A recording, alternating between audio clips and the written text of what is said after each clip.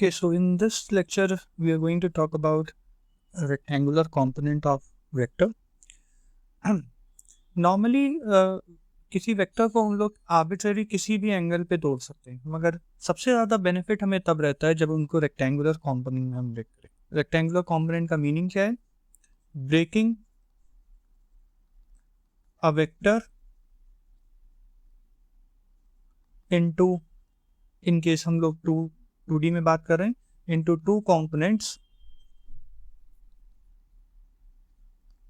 such that both are at 90 degree or you can say both are perpendicular to each other.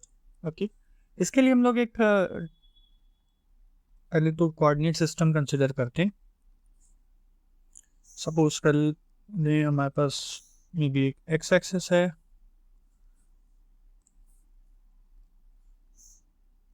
एक Y axis है और हमारे पास एक vector है जो किस तरीके से पॉइंट कर, this is Y axis, this is X axis and this is the vector A. इस एक वेक्टर ए को हमें दो कंपोनेंट में ब्रेक करना है, तो किस तरीके से ब्रेक करेंगे? तो हम इससे एक परपेंडिकुलर ड्रॉ कर लेते हैं यहाँ पे और एक परपेंडिकुलर हम ड्रॉ कर लेते हैं ऐसे। ओके, तो दो वेक्टर जो इसका कंपोनेंट के तौर पे इसका दो वेक्टर जो हमें मिलेगा, दो कंपोनेंट जो इसके मिलेंगे, एक कंपोनेंट को हम लोग x के अलोंग जो रहेगा उसको ax कह सकते हैं, या फिर हम लोग चाहें तो इसको ax i कैप भी कह सकते हैं क्योंकि इसकी डायरेक्शन i के अलोंग, या हम इसको इस वाले को वेक्टर में ay कह सकते हैं, और या फिर मैग्नीट्यूड इसका ay मल्टीप्लाई बाय डायरेक्शन के लिए हम इसमें j कैप यूनिट वेक्टर का यूज कर सकते हैं। जो दो वेक्टर है इसका वो कुछ इस तरीके से हम लोग रिप्रेजेंट कर सकते हैं। जो x वाला है वो ये होगा और जो y वाला है वो इस तरीके से दिखेगा, दिस वन। ओके, सपोज कर लें कि ये जो जिस एंगल पे ब्रेक हुआ है वो एंगल ये थीटा है। तो अगर हम इस ट्रायंगल, यहाँ पे एक ट्रायंगल सपोज कर लें O P Q and R हम मान लेते हैं। तो अगर हम लोग ट्रायंगल ओ पी क्यू को कंसिडर करें और इसमें ये वाला एंगल ऑफ कोर्स 90 डिग्री है और इसमें ये वाला 90 डिग्री है, तो ट्रायंगल ओ पी क्यू से अगर हम लोग कॉस थीटा को अप्लाई करेंगे बेस अपॉन हाइपोटेनस, तो बेस हमारा है मैग्नीट्यूड उसका बात करें तो ax और हाइपोटेनस है हमारा a। तो यहां से अगर हम लोग ax कंपोनेंट की बात करें तो वो हमें मिल जाएगा a cos थीटा। सिमिलरली अगर हम लोग ट्रायंगल POR कंसिडर कर लें, POR जो ऊपर वाला ट्रायंगल है, और वहां पे अगेन ये थीटा अगर है तो ये बचा हुआ पोर्शन होगा 90 माइनस थीटा। तो अगर हम लोग यहाँ पे 90 माइनस थीटा लगाएं तो ये cos 90 minus theta sine theta होता है। और बाय द वे कॉस जब हमने लगाया तो बेस अपॉन हाइपोटेनस ट्रायंगल का बेस ये है जो कि है AY एंड हाइपोटेनस हमारा अगेन A है। तो कुल मिला के हुआ क्या कि यहाँ से हमें जो AY मैग्नीट्यूड मिला वो मिल गया हमें A साइन थीटा के बराबर।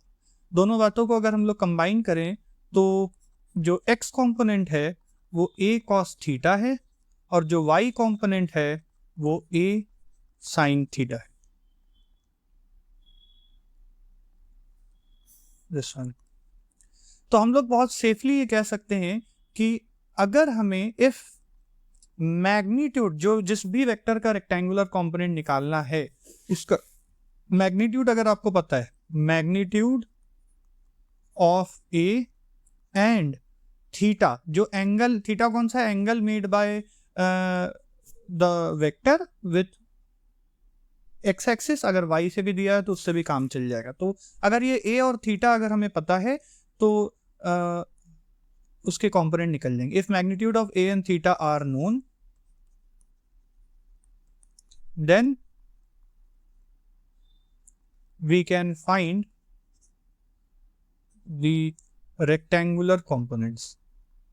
रेक्टेंगुलर कंपोनेंट्स, यानी कि ax को भी फाइंड कर सकते हैं और ay को भी फाइंड कर सकते हैं। सिमिलरली अगर हमें इफ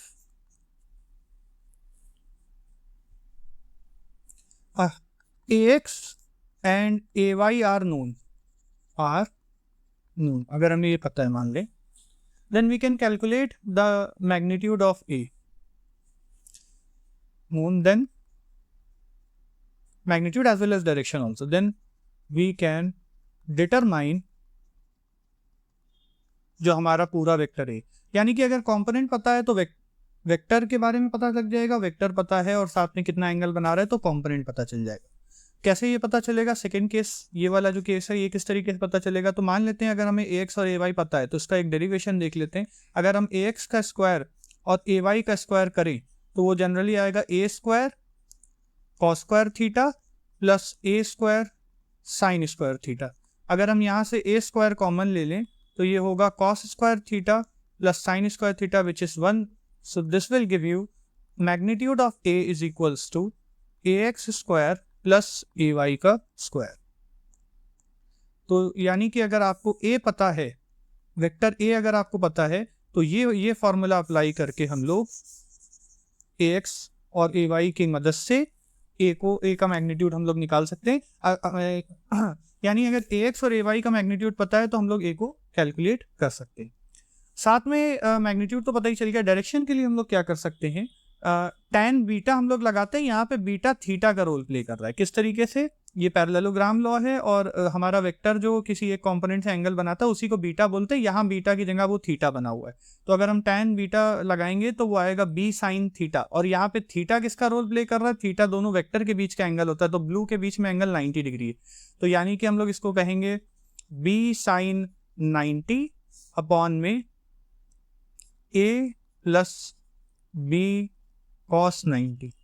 ठीक है, तो b साइन 90 1 होता है और कॉस 90 0, तो ये सिंपली इतना मिल जाएगा। थीटा यहाँ से हमें मिल जाएगा tan इनवर्स b बाई ए, यानी हमें डायरेक्शन भी पता चल गया, मैग्नीट्यूड भी पता चल गया, दोनों चीज पता चल गई। That's all.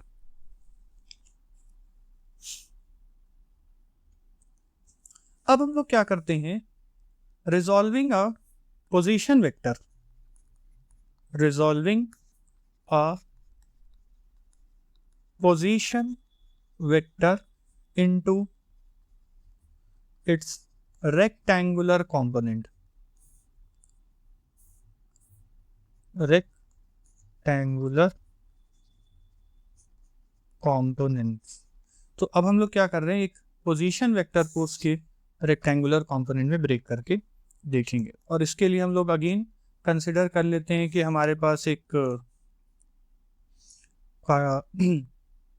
एक्सिस है और एक वेक्टर है, ये रहा हमारा वो वेक्टर। ओके, ये हमारा एक पोजीशन वेक्टर है, तो इसका कुछ हम लोग नाम दे देते हैं, आर बोल देते हैं इसको। अब हम इसको दो रेक्टेंगुलर कंपोनेंट में ब्रेक करना चाह रहे हैं।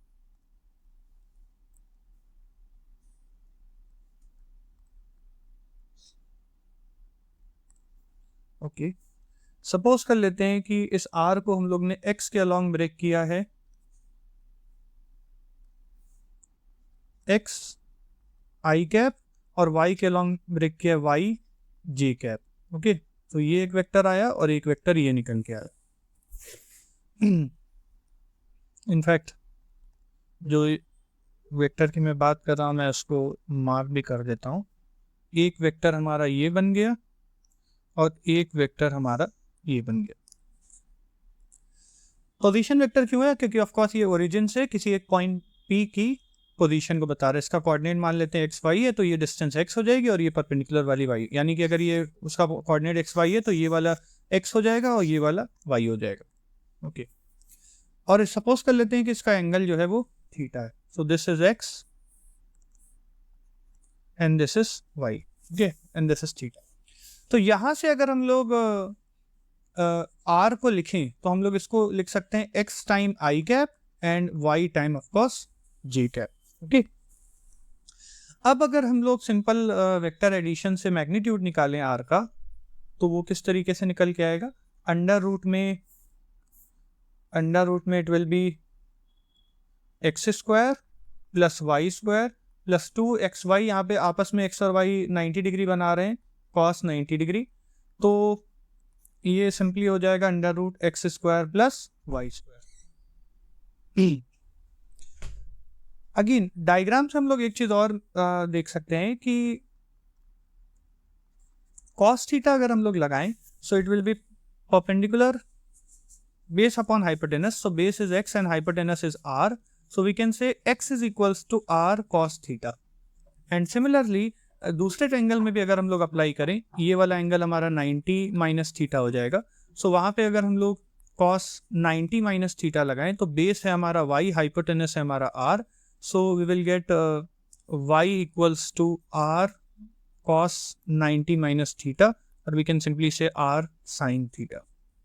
ओके, सो जो दो वैल्यू आएगी, one will be r cos theta, another will be r sin theta.